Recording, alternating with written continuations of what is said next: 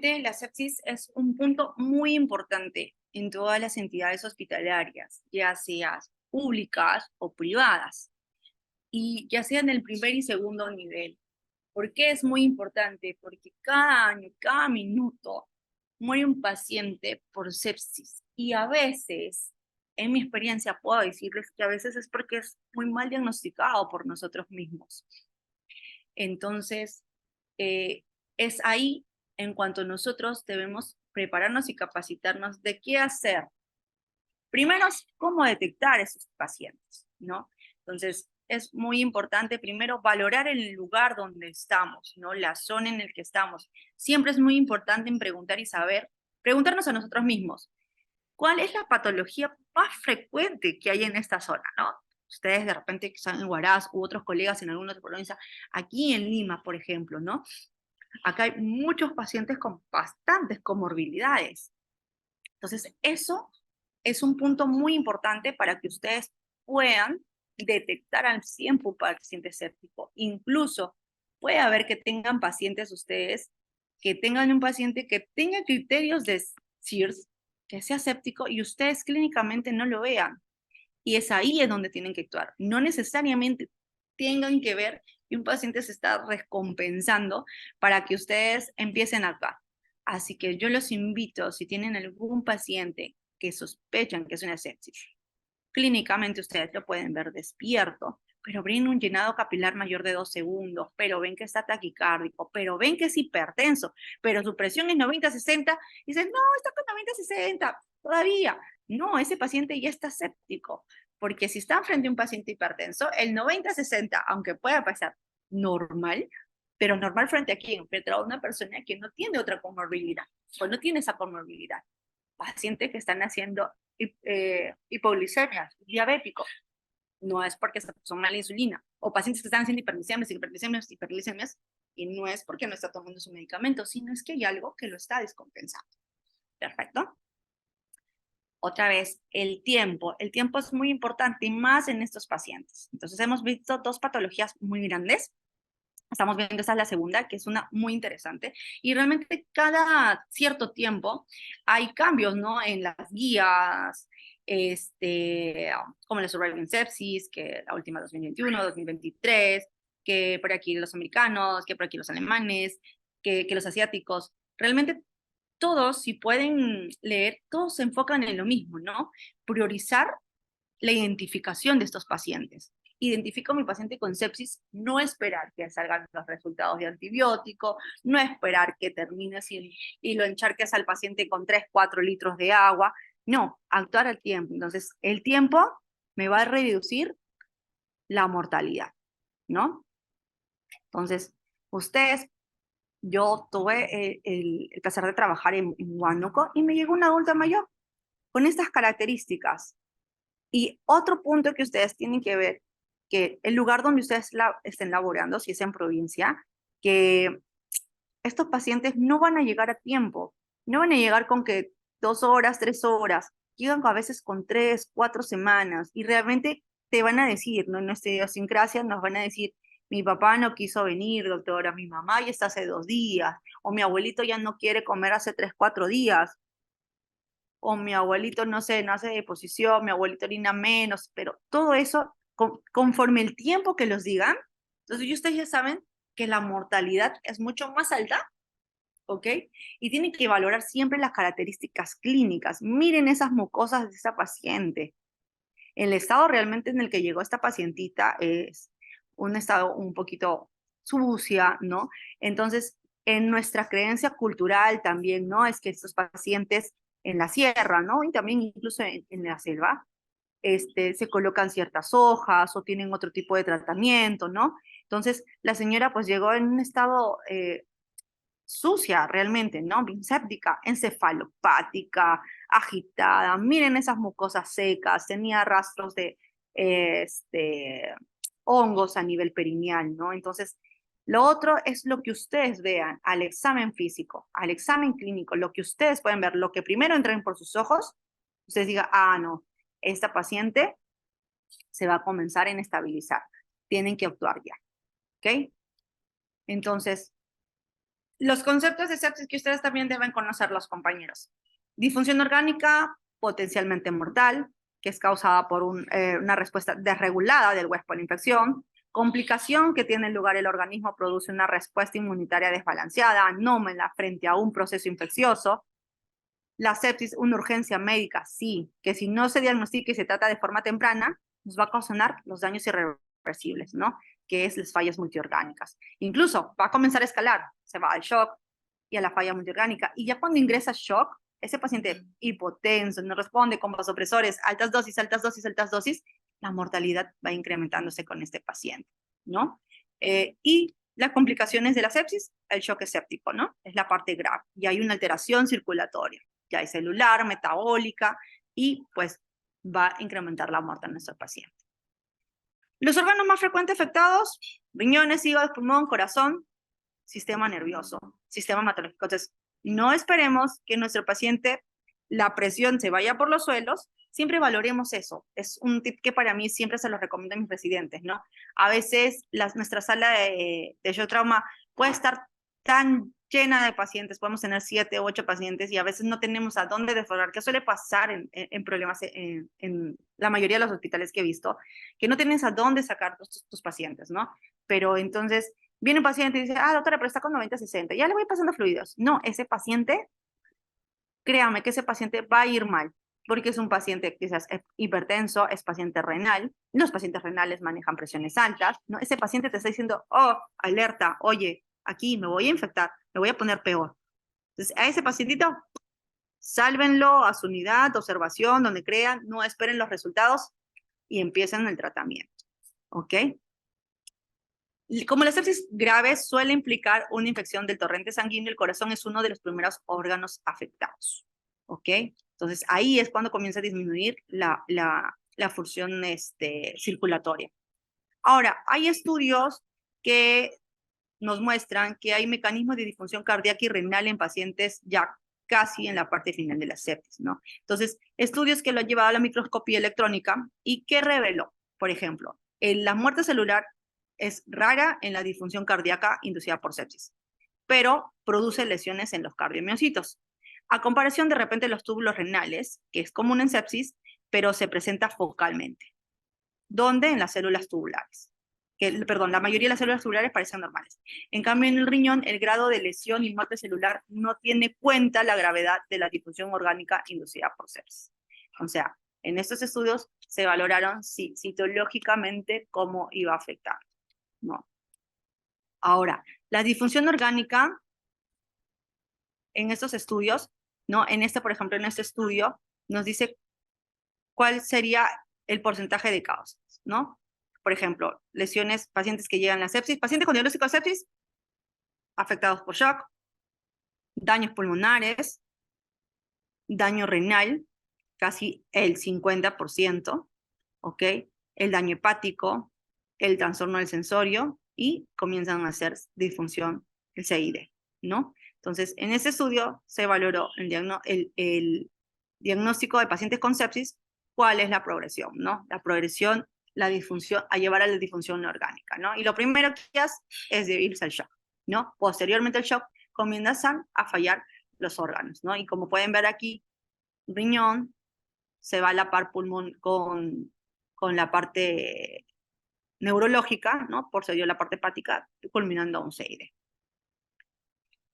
Ahora, el pronóstico en la sepsis va a estar influenciado, ¿por qué? Por ciertas características. La edad, estado inmunológico, las comorbilidades, entre otras. Es muy importante que ustedes valoren esos pacientes edad, del adulto mayor frente al paciente joven. Pero ustedes de repente pueden que tengan un paciente joven con un problema, una comorbilidad asociado frente a un paciente adulto mayor con no comorbilidad. Ese paciente joven, a pesar de ser joven, el ya tener una enfermedad de repente inmunológica, de repente es un paciente con VIH, o de repente es una paciente joven con lupus. Entonces, eso eleva mucho más el hecho de que ese paciente se pueda complicar. Entonces, es muy importante. Entonces, primero, detectar a tiempo un paciente con una sepsis. ¿Ok? Segundo, es que valoren mucho, muy importante, la epidemiología, ¿no? La edad y sobre todo aquel estado inmunológico, las comorbilidades, ¿ok? Ahora, dentro de la fisiopatología, es la primera causa de morbilidad y mortalidad en el mundo, ¿no? Pacientes se mueren, muerte inmediata en las unidades críticas, no solamente en las UCIs, en la emergencia. Pacientes que ingresan a shock trauma, pacientes que ingresan a las UCEs, pacientes que ingresan a observación, ¿no? Y esto, pues, va a llevar a una respuesta inmunitaria severa, desregulada, a una infección, ¿no? Que es la disfunción orgánica. Que eso se está viendo ya de la guía de 2021 al 2023. Antes se decía que era una respuesta inadecuada del huésped a la infección. Pero ya esta es una respuesta inmunitaria, severamente. Ahora, los indicadores clínicos, tanto de imagen o bioquímicos, específicos que indiquen esta condición, no existe. No existe. O sea, todo es en grupo. O sea, ustedes tienen que valorar la parte clínica de su paciente, la parte evolutiva, los laboratoriales, la función cardíaca, la función respiratoria, la saturación. Ya no es que yo tengo este criterio y es una sepsis. No, ustedes tienen que englobar todo. Ahora se ha visto en estos últimos estudios que ustedes tienen que valorar. Evaluación de todo, ¿no? Y la sepsis no la define el CIRS. ¿Ok? Entonces, aquí, si recordamos en la respuesta inflamatoria, ¿no? Tenemos nuestra respuesta inmune innata y nuestra respuesta adaptativa, ¿no? La primera respuesta, nuestras interleuquinas, los activadores de complemento, los fagocitos, ¿no? Las respuestas inmunes celular, las activaciones de las células B, los neutrófilos, ¿ok? Después nuestra respuesta humoral, ¿no? Comenzamos a producir las inmunoglobulinas M y G, ¿no? Entonces, cambios en la respuesta proinflamatoria y antiinflamatoria del sistema inmunológico durante el curso de la sepsis y el shock séptico. Entonces, vamos a ir aumentando, digamos, de escala, según nuestra respuesta, la respuesta inflamatoria, ¿no? Según a la patología. Entonces, por eso es muy importante que ustedes la historia clínica lo valoren. Ese paciente, ¿cuánto tiempo tienen? Saber dirigir en una emergencia la historia clínica es muy importante, porque les van a venir a decir, ayercito nomás hablaba bien, ¿no? Ayercito caminaba, ¿no? Reciencito se puso, ¿no? Y realmente ustedes tienen que saber cómo indagar en en la en la emergencia de cuánto este paciente, ¿no? Pero ¿cuándo comía? ¿Ya dejó de comer? Sí, doctor, hace 3 días ya no come, ya no toma líquidos. Entonces, ustedes tienen que valorar desde cuándo cambió el estado de tu paciente para que ustedes puedan darse en este caso, ¿no? Mi respuesta temprana, mi respuesta inmune, está en el sistema innato. No quizás todo esto, pero ustedes con el tiempo se van a dar cuenta de que, no, este paciente tiene 70 años, es una paciente diabética, ya está 5 días aquí. Y en 5 días ya empezó la respuesta temprana, ya empezó la respuesta inmune, la celular, la humoral y todo eso. Entonces, cuando y venga ese paciente, no te va a durar un día más de repente en la sala de observación.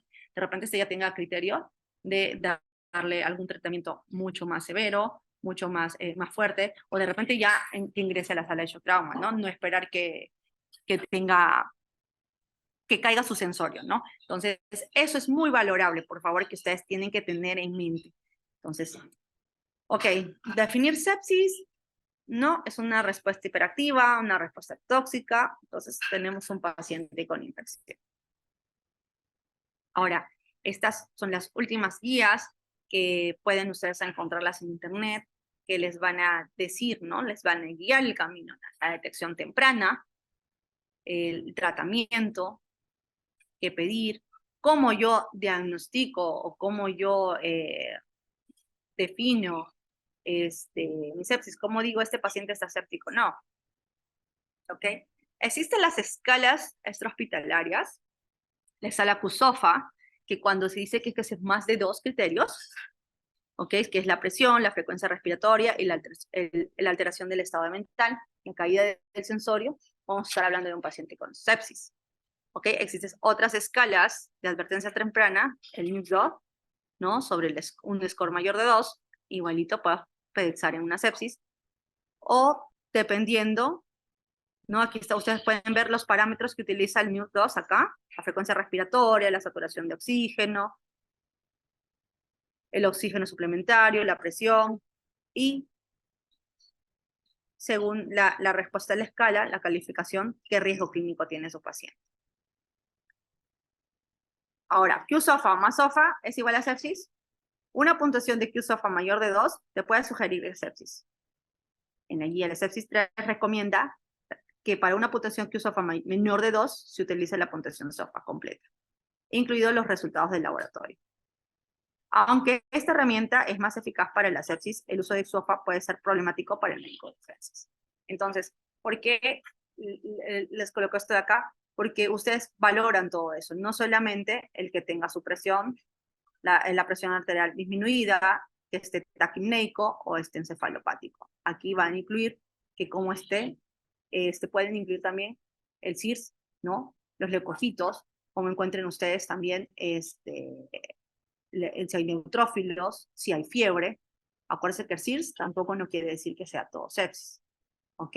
Entonces, la respuesta inflamatoria puede llevarse a otros tipos de causa. Entonces, lo que aquí engloba en estos estudios, ¿ok? La Surviving Sepsis, es que si la evidencia quiere decir que no solamente con un diagnóstico, con una escala. Entonces, tú puedes valorar 2 o 3 escalas, ¿no? Valorando el estado clínico de tu paciente. ¿Ok? Entonces, ¿cuál es la herramienta de puntuación de diagnóstica preferida? Una puntuación SOFA, Q-SOFA mayor de 2. Del inicio se ha considerado como diagnóstico de sepsis, pero para la última guía de la Surviving Sepsis no identifica al Q-SOFA como el único predictor de sepsis, ¿no? Entonces, aquí, perfecto. Entonces, paciente con sospecha de infección de sepsis, está infectado el paciente, más de 2 criterios en Q-SOFA. Aquí el Q-SOFA es frecuencia respiratoria mayor de 21, mayor 22, la es Glasgow de menor de 12, la escala de Glasgow, y la presión arterial sistólica menor de 6, ¿no? O un SOFA mayor de 2, sí, SOFA mayor de 2, sí, pues vamos frente a un paciente, estamos frente a un paciente con sepsis, ¿no? Ahora tenemos que valorar si USAPAM es menor de 65, si el lactato es elevado, este paciente te va a hacer un shock séptico. Entonces, si a ustedes, alguno de ustedes, viene un paciente que sí está despierto, perfecto, está con 90-60, tiene todavía su PAN de 70, no, está con 170, todavía aguanta, téngalo ahí, pero está con un lactato de 6, no, estimados, pasen la unidad de shock trauma, porque ese paciente te está diciendo, me voy a descompensar. Entonces, tienen que valorar todo un contexto, no solamente un resultado, porque ustedes van a tener pacientes, puede estar taquimneico, pero está despierto, todavía su presión está a 160, pero es un paciente hipertenso, pero su lactato está en 4. No, ese paciente se va a descompensar. Ya te está alertando que ese paciente va a evolucionar un shock séptico. ¿Ok? Entonces, las medidas iniciales ante un paciente con sospecha de sepsis, valoramos las constantes, las funciones vitales, la anamnesis, muy, muy, muy importante a esto, ¿no? Como les comentaba, nosotros debemos, como líderes en la emergencia, debemos saber llevar la historia clínica. A veces no es la historia clínica mal contada, es cómo nosotros hacemos las preguntas a nuestros pacientes o a la familia, ¿no? Incluso a veces el familiar, porque van ustedes a estar frente a muchas causas, ¿no? Frente al paciente que viene solo y no te sabe cómo explicar. Frente al paciente que viene con un familiar mal informante o ansioso, que tampoco te sabe cómo explicar. Entonces, frente a eso, ustedes tienen que saber cómo dirigir su historia clínica. ¿Ok? Entonces, lo otro es, por ejemplo, las pruebas de laboratorio, ¿no? Bioquímica, hemograma, coagulación, lactato, muy importante en la gasometría, la toma de cultivos, electrocardiogramas, por ahí es una pericarditis, de repente, una radiografía de tórax. Ahora, si ustedes tienen el ultrasonido de la mano, úsenlo.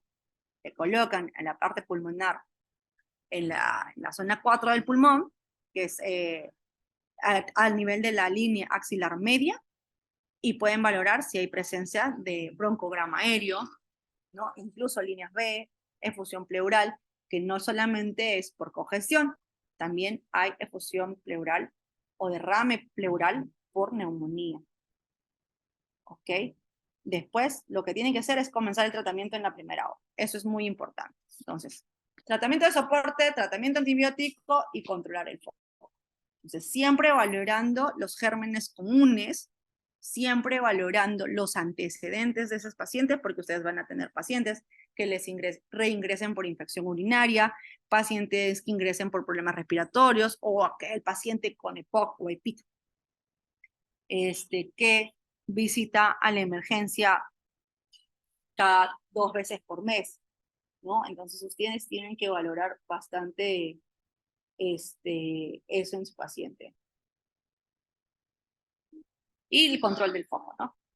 Ahora, paciente que les viene, puede venir paciente hipotenso o de repente algo soporoso, ¿no? Imprescindible, comenzamos lo antes posible con la fluidoterapia. Entonces, ya paciente que está en shock séptico, perdón, en shock con las presiones bajas, ¿ok? Elegimos los cristaloides isotónicos. También podemos utilizar coloide, pero en primer momento utilizamos suero salino en los 30 minutos. Se aconseja profundir cristaloides más o menos a 3 mililitros por kilo, ¿ya? Y ojo, aquí también es muy importante que ustedes tienen que valorar en la primera hora, ¿ok? Por ejemplo, si están frente a un paciente renal, ¿no? Es un anúrico, entonces ustedes inician el tratamiento con volumen a su paciente, tienen que valorar la sobrecarga. Y les vuelvo a repetir, si tienen un ultrasonido por ahí, valorar también la contractibilidad cardíaca, valorar la respuesta a volumen. ¿Ok? Ahora, luego de eso, tenemos, o sea, si paciente ya no alcanza la presión óptima, el PAN mayor de 65 o el lactato sigue alto, 4, el lactato sigue elevado, no baja a pesar de que le han dado, tienen que iniciar los vasopresores. ¿Ok? Entonces, ustedes pueden utilizar canalizando una vía central o el uso de vasopresores en las venas en las venas proximales, ¿ok? Pueden utilizar noradrenalina, que se preparan 2 ampollas, 8 miligramos, ¿no? En 250 de extras. Entonces ustedes pueden iniciar a 0.05 a 1 microgramo por kilo por minuto. Y aún así no alcanzan sus objetivos, la segunda escala es utilizar la octana. ¿Ok? ¿Qué cosa otra más es importante? La oxigenoterapia, ¿no? El objetivo es mantener la saturación mayor de 90. Entonces, como les explicaba, de repente es un paciente que viene con un problema urinario, ¿no? Entonces, su problema respiratorio no tiene la historia de haber iniciado con problema respiratorio, pero si esto ya está avanzando, progresando, ya se activaron las células, las inmunológicas, ¿no? Todo eso, entonces ya está en el torrente sanguíneo. Entonces también hay una contaminación, digamos, así pulmonar, ¿no? Entonces la caída del PO2, ¿no? Si el PO2 es mayor de 60, la saturación mayor de 90, esos son los objetivos. Pero si es menos de eso, tengo que iniciar con oxigenación a tu paciente.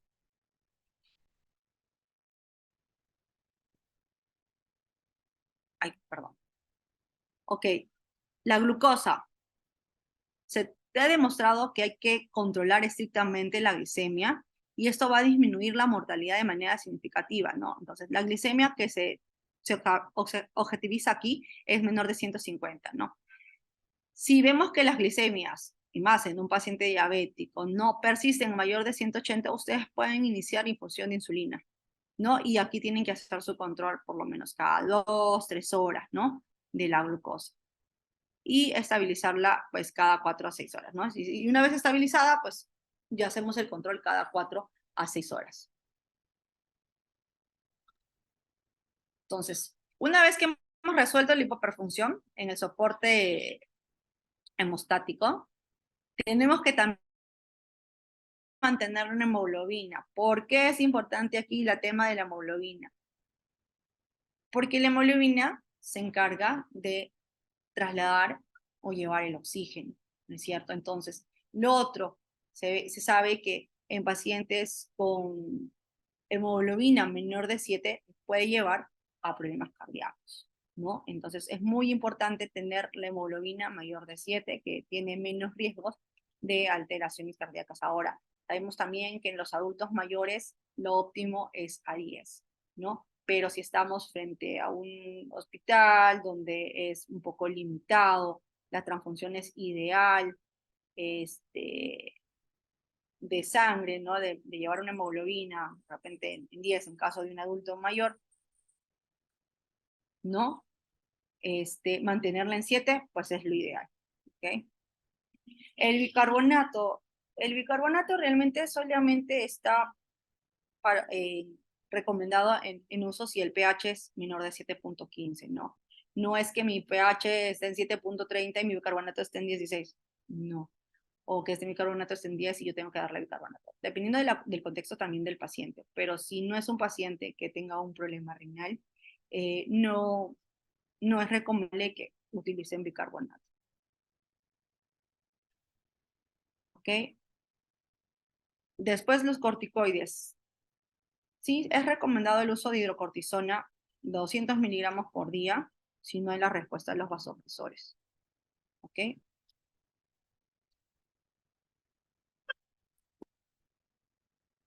Ok, aquí puse los corticoides ya. Profilaxis también de las trombosis venosas periféricas. Vamos a utilizar heparinas de bajo peso molecular si no tenemos contraindicaciones. ¿Ok? También es recomendable la profilaxis de úlceras de estrés, ¿no? También se utiliza inhibidores de la bomba protones o anti-H2, ¿no? Y iniciar la nutrición, si es posible, mantenerla por vía enteral a tu paciente. Entonces, aquí es un conjunto de manejo en un paciente que ya está progresando clínicamente su deterioro, ¿no? Entonces, hay que cuidar muchos focos, digamos, muchos puntos donde se pueda descompensar mi paciente, ¿no? Pacientes que vienen muy sépticos y suelen hacer a veces úlceras de estrés, ¿no? Hemorragias gastrointestinales. Y, o los pacientes que hacen trombosis, ¿no? Pacientes que están ya en ventilador mecánico, que pueden hacer un tromboembolismo pulmonar.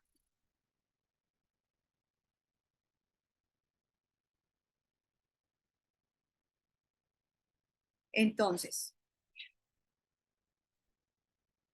¿qué tenemos que hacer en una sepsis? Ya tengo mi paciente de diagnóstico de sepsis. Ya sé que es un paciente séptico.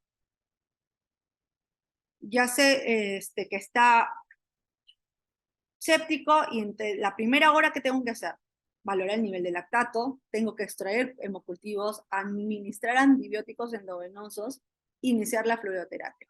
Inicio mi fluidoterapia menos antes de la primera hora. Entonces aquí no tengo que esperar algún resultado de laboratorio, no a ver si está con leucocitosis, no esperar que el examen de orina me salga positivo, ya sé que ese paciente está hipotenso. El AGA usualmente es el examen que nos pueda salir lo más rápido, ¿no? Entonces la gasometría, valoramos lactato, paciente de repente soporoso, con tendencia al sueño, seco, no espero más. Hago una buena historia clínica, inicio mi fluidoterapia y empiezo el manejo, ¿no? Ahora, después de una hora, después de la hora, antes de que progrese las 3 horas, ya tengo que ver si mi paciente ha respondido a volumen, no ha respondido a volumen. No respondió a volumen, empiezo a utilizar los vasopresores. ¿Y qué es lo que pienso utilizar? La noradrenalina, ¿no? Después, antes de las 6 horas, tenemos que haber controlado las fuentes de infección. Entonces, dentro de la 1 a 3 horas ya me debieron salir los resultados del laboratorio, ¿no? Y antes de las 6 horas, como digo, los controles de fuente de infección. Ahora, si yo estoy frente a un paciente, siempre es bajo el contexto del paciente, ¿no? La guía, pues, nos va a decir, ¿sabe qué camino? El mejor camino de tomar para el tratamiento, pero aquí tiene que englobar frente a qué paciente está, ¿no? Cada paciente es una historia distinta realmente. Entonces, durante ya este tiempo ustedes pueden iniciar incluso con antibióticos profilácticos en sospecha de algún tipo de infección, ¿no? Frente a qué pacientes sean ustedes. Entonces, ¿cómo ustedes pueden llevar el tratamiento de este paciente? Realmente la parte antibiótica, si estamos frente a un paciente en un proceso infeccioso, ¿no? Hay pacientes que están sépticos, no hay focos, y no tienen factores de riesgo ante una bacteria resistente, ¿no? De elección, la ceftriaxona, la utilizamos casi siempre, pero no esperar que pasen esas 3 horas, ¿ok? Tu paciente en tu primera hora sospechas de un problema, de repente por ahí hay un problema respiratorio, ¿no? No es un paciente con factor de riesgo, pero es un paciente de repente joven, que estuvo tosiendo, qué sé yo, un problema respiratorio, hablamos con ceftriaxona. O una paciente mujer joven, descartamos que no sea gestante, siempre les voy a recomendar que paciente en edad fértil, siempre descartar gestación. ¿Okay? ¿Es alérgica a beta-lactámicos? Ok, astronano, levofloxacinos. Quinolonas. Quinolonas se sugiere siempre con estos pacientes. Tiene factores de riesgos a bacterias multiresistentes de elección. Pipetazo, meropenem o amicacina. Vancomicina o linezolid. O sea, pipetazo de elección. ¿Es alérgico a los beta-lactámicos? Astronam. Amicacina, valorando la función renal, ¿no? O vancomicina o linezolid. ¿Ok? Sepsis de origen respiratorio. Estoy pensando en una neumonía adquirida en la comunidad, ¿ok? No hay riesgo de pseudomonas, elijo ceftriaxona más acitro. ¿Hay alérgico a las beta-lactámicos? Ok, voy a iniciar con levofloxacina. Ahora, es una neumonía adquirida en la comunidad con riesgo de pseudomonas, ¿no? O esteroides, no sé, es paciente con EPO grave, utilización fármacos inmunológicos, ¿no? Es unas neoplasias malignas, neutropénicos, antibióticos, estuvo con 7 días últimos al mes, rápida progresión de los infiltrados, sospecho en una neumonía ya nosocomial, de elección, pipetazo mero o amica. Más, pipetazo mero más amica, o vancomicina o linezolid. A ver, ¿es alérgico a los beta-lactámicos? Astronana, amicacina. Más vancomicina o linezolid, no.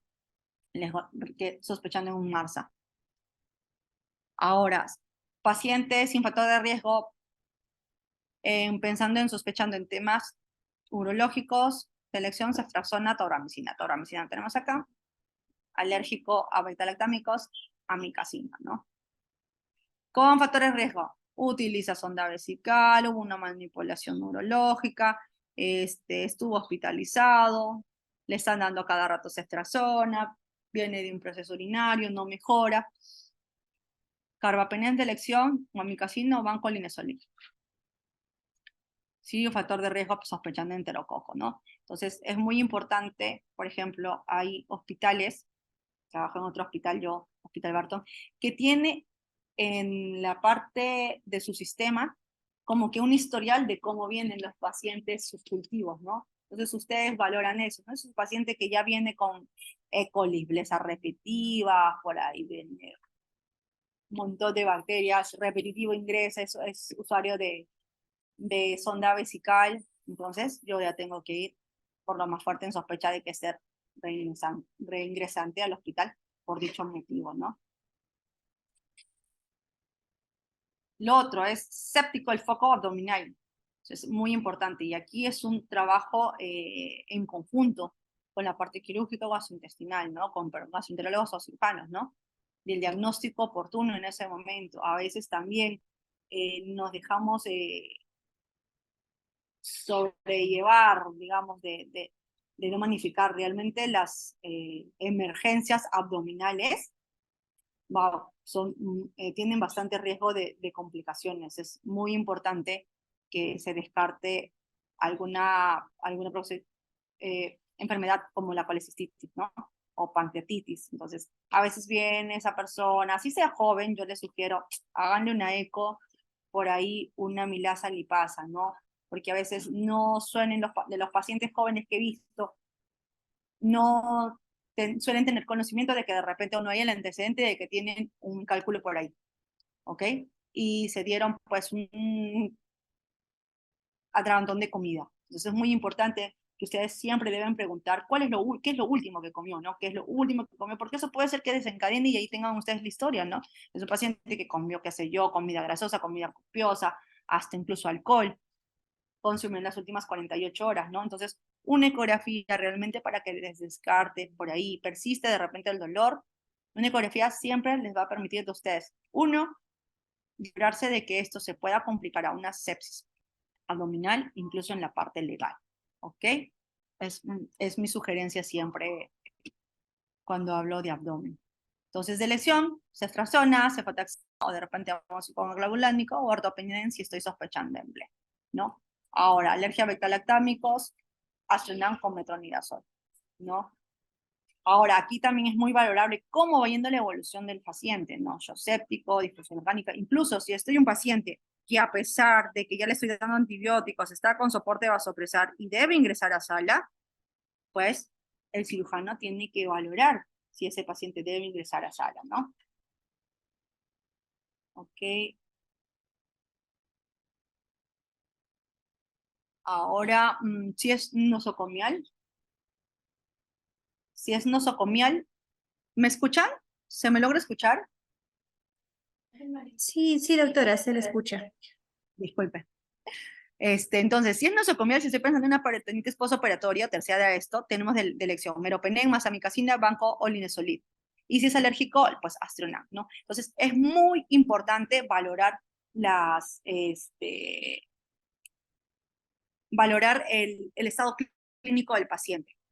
Aquí es lo importante, como dijo, nosotros tenemos que ser los que diagnostiquemos en el momento oportuno la sepsis, ¿ok? No vean, estos pacientes pueden venir despiertos, lúcidos, conversándoles, pero valoren el llenado capilar, valoren algún tipo de laboratorial, especialmente LAGA. Ustedes pueden ver en lactato que ese paciente puede evolucionar mal, ¿ok? El Día Mundial de la Sepsis es el 13 de septiembre. No se olviden que la sepsis mata. Paciente que realmente puede llegar caminando y puede salir con los pies adelante mal. Puede hacer falla multiorgánica rapidito. En el contexto incluso de un paciente joven, descarten VIH. No se confíen en que les pueda decir su paciente diciendo que no tiene algún tipo de comorbilidad, especialmente en los pacientes jóvenes, por favor.